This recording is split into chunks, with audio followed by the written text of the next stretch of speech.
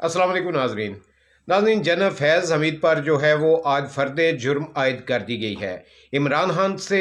क्या खुफिया डील की थी उन्होंने, इमरान खान से किस तरह के खुफिया राब्ते थे और जो कंप्यूटर मिला था उसमें से कौन से अहम राज जो हैं वो ज़ाहिर हुए और जनरल फैज़ हमीद को कितनी सज़ा होगी, उनके बचने के कितने चांसेस हैं। तो आइए पहले जावेद चौधरी की बातचीत सुनते हैं, उसके बाद बात करते हैं। सही जावेद चौधरी साहब, एक मामला है इल्जामात का साबित होना और एक इल्जामात मान लेना। सिनेरियोज मुख्तलिफ हो सकते हैं, किस तरह?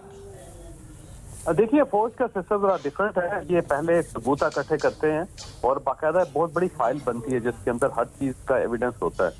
और उसके बाद जब एविडेंस कंक्रीट हो जाते हैं तो फिर उसके बाद जो सीनियर क़यादत है उनसे पूछा जाता है कि ये अब सबूत हैं तो क्या हमें इनको बुलाना चाहिए या नहीं, और अगर वो अलाउ करें तो फिर उसके बाद ऑफिसर को बुला के उनके सामने सबूत रखे जाते हैं। पहले कोई उनको चार्जशीट नहीं किया जाता, कोई उनके ऊपर इल्जाम नहीं लगाया जाता। उनसे कहा जाता है कि ये सबूत है, अब आप फरमाइए इस पे क्या जवाब देंगे।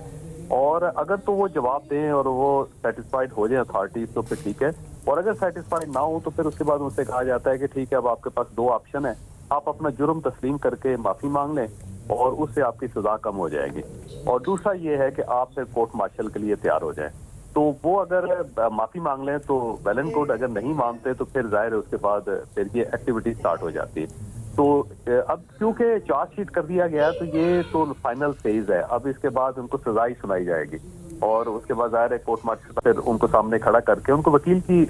भी दी जाती है ताकि वो वकील भी अपना कर लें, और उसके बाद फिर उनको सजा हो जाएगी। तो अब ये बिल्कुल सजा के करीब पहुंच गए हुए हैं और अब ये बहुत आगे निकल गया हुआ है। मेरा नहीं ख्याल कि अब इसमें से कोई चीज रिवर्स हो सकेगी। अब जनरल फैज हमीद साहब के ऊपर जो बहुत ज्यादा एतराजात है, उसके अंदर एतराज ये भी है कि जब ये सर्विंग थे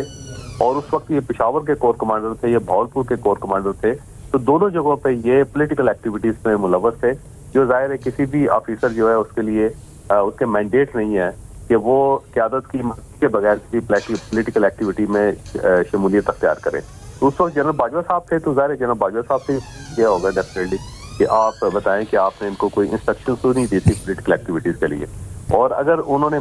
इनकार कर दिया तो फिर डेफिनेटली फिर ये प्रोसेस चल पड़ा है। और उसके बाद जब ये रिटायर हुए थे तो रिटायरमेंट के बाद भी जो इनकी एक्टिविटीज थी पाकिस्तान तहरीक इंसाफ के साथ, वो भी ज़ाहिर सामने आ रही हैं। और उस जमाने में ये भी कहा जाता था कि ये उनकी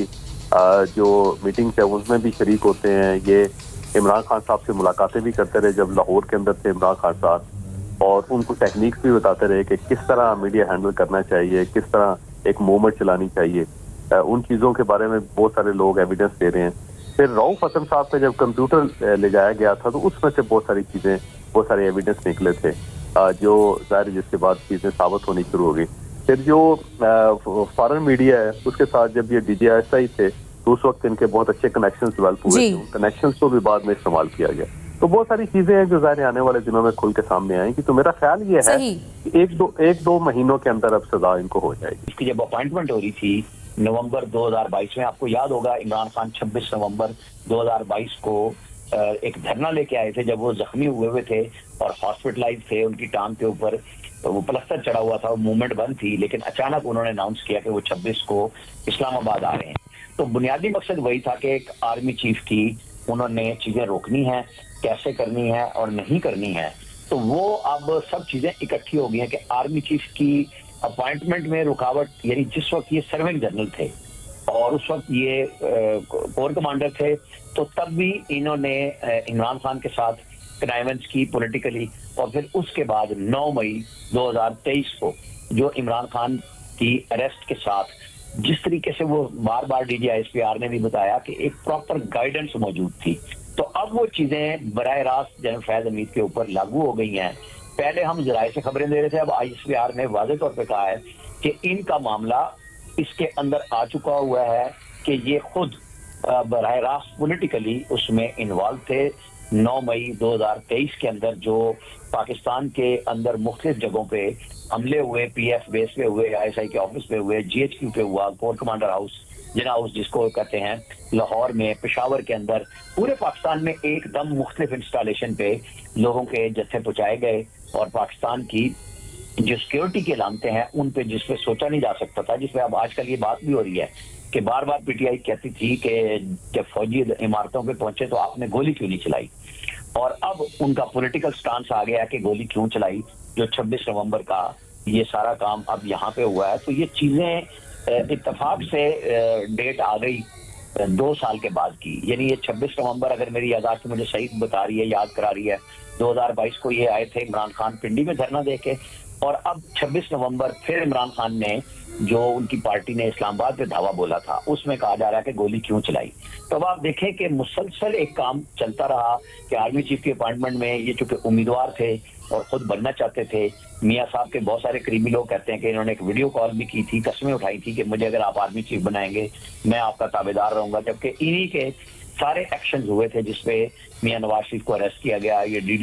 डिप्टी डीजी आईएसआई थे, पॉलिटिकल विंग इनकी सरबराही में काम कर रहा था, उनके खिलाफ पार्टी के कैंडिडेट्स की वो की गई। फिर इमरान खान को एतमाद का वोट दिलवाने में इन्होंने भरपूर किरदार अदा किया। मार्च 2022 में जब सेनेट के इलेक्शन हो रहे थे और सेनेटर हफीज शेख नहीं बन सके थे और यूसुफ रजा गिलानी वोट कम होने के बावजूद जीत गए थे, तो उस वक्त कैमरों की भी एक बात आई थी कि सेनेट हॉल में कैमरे लगे हुए थे और उसके अंदर भी इन्हीं का नाम आया था। तो ये वो चीजें हैं जो मुसलसल जेरे गर्दिश थी मीडिया पे, लेकिन अब तो 3 चीजें क्लियर हो गई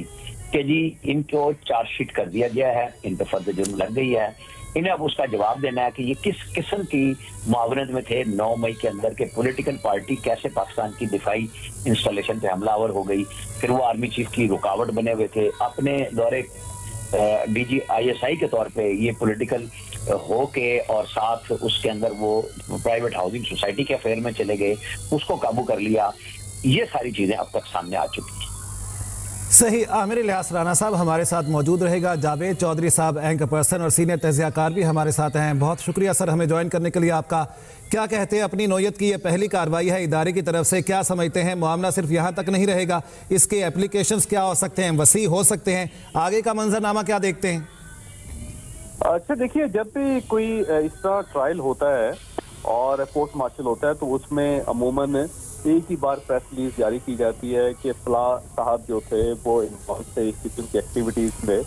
और उनका कोर्ट मार्शल हुआ और उसके बाद उनको सजा दे दी गई। बस एक प्रेस रिलीज अमूमन आती है, लेकिन ये जनरल फैज हमीद साहब का जो इशू है उसके अंदर ये तीसरी प्रेस रिलीज आ रही है। सबसे पहले एक खबर आई, उसके बाद फिर एक press release I general Faiz Hamid साहब से रिलेटेड और फिर दूसरी ये प्रेस रिलीज आई। और अभी ये ध्यान में रखें कि कोर्ट मार्शल कंक्लूड नहीं हुआ, तो इसकी कंक्लूजन से पहले जो प्रेस रिलीज जारी की जा रही है इसका मतलब ये हुआ कि इसको अफवाज पाकिस्तान बहुत सीरियस ले रही है। और ये जो प्रेस रिलीज है इसके अंदर जो कुछ नुक्ते ऐसे हैं जो मेरा ख्याल है जिसके ऊपर बात करनी जरूरी है। एक तो ये कहा गया है कि 9 मई के अंदर भी इन्वॉल्वमेंट इनकी थी और उसके लिए अलग तफ्तीश हो रही है। अब ये ज़हन में रखें कि 9 मई जो है वो ज़ाहिर पाकिस्तान तहरीक इंसाफ ने किया था और इमरान खान साहब उसके अंदर इन्वॉल्व थे और इमरान खान साहब के बारे में बहुत एविडेंस इकट्ठे किए गए। जो लोग अब तक पकड़े गए हैं उनमें से बहुत सारे लोगों ने ये गवाही दी है कि ये सारा प्लान इमरान खान साहब ने और पार्टी ने मिलकर बनाया था। तो अब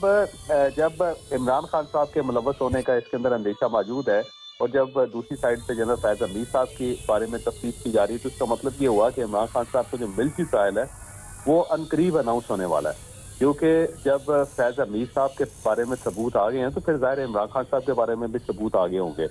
तो मुझे यूँ लगता है कि जनरल फैज हमीद साहब के कंक्लूजन से पहले इमरान खान साहब से तफ्तीश की अफवाज पाकिस्तान शुरू कर देगी। तो एक तो इस प्रेस रिलीज के अंदर से ये चीज़ महसूस हो रही है कि इमरान खान साहब का ट्रायल स्टार्ट होने वाला है, ये तफ्तीश उनकी स्टार्ट होने वाली है। जो सबूत जनरल फैज हमीद साहब के खिलाफ जमा हुए हैं उनको इमरान खान साहब के सामने रखा जाएगा, एक चीज़। दूसरा ये है कि इसके अंदर ये बार बार जिक्र किया जा रहा है कि वो सियासी सरगर्मियों में मुलव्वस थे। तो सियासी सरगर्मियाँ उनकी वही हैं जो पाकिस्तान तहरीक इंसाफ के साथ थी और उसके सबूत भी ज़ाहिर अफवाज पाकिस्तान के पास मौजूद हैं कि क्योंकि जब अफवाज पाकिस्तान के अंदर कोई कोर्ट मार्शल होता है तो सबूत पहले इकट्ठे किए जाते हैं और फिर सबूत उनके सामने रख के फिर उसको ऑप्शन दिया जाता है ऑफिसर्स को कि आप माफ़ी मांग लें तो आपकी सजा कम हो सकती है या फिर आप कोर्ट मार्शल के लिए तैयार हो जाएं। तो सबूत तो ज़ाहिर है उनके सामने रखे गए थे, तो अब सबूत हैं तो इमरान साहब से मेरा ख्याल है बुला के पूछा जाएगा कि एक रिटायर्ड ऑफिसर जिसकी मुद्दत भी पूरी नहीं हुई वो आपकी फिजिकल एक्टिविटीज में शामिल क्यों होते रहे, क्योंकि उनके खबर ये भी गर्दिश कर रही थी कि ये गंडापुर साहब के साथ इमरान खान साहब से मिले हैं जनरल फैज हमीद साहब, जिसे कंफर्म किसी साइड से नहीं किया गया लेकिन ये एक ब्रीच थी जो सिक्योरिटी जो एजेंसीज हैं उनके लिए भी। जी तो नाजरीन, आपने जावेद चौधरी साहब की बातचीत सुनी तो उनका ये कहना था कि फैज़ हमीद पर फर्द जुर्म आयद कर दी गई है। फ़ौज का ये रूल है कि वो ऐसे ही किसी को नहीं पकड़ते, बल्कि पहले वो सबूत जो है वो हासिल करते रहते हैं। जब सबूत उनके हाथ लग जाते हैं तो फिर उस बंदे को पकड़ते हैं और कहते हैं कि हाँ जी, आपका इन सबूतों के बारे में क्या ख्याल है। अगर वो कोई बात बताता है, उनको प्रूफ देता है कि जी मैंने इस हवाले से बात की या मैंने ऐसे किया, तो वो उनको अगर मुतमिन कर ले तो उसको सज़ा नहीं होगी बल्कि कमी होगी। तो बल्कि हो सकता है कि सज़ा ना भी हो। और अगर वो ये कह दे कि जी मैंने वाकई इस तरह किया है लेकिन मैं इस बात पे शर्मिंदा हूँ, तो उसको सज़ा में कमी कर दी जाएगी, उस पर वो सख्ती नहीं की जाएगी जो उसके अक़बाल जुर्म पर की जानी चाहिए थी। तो ये थे जनाब जावेद चौधरी साहब, इजाज़त दीजिए, अल्लाह हाफ़िज़।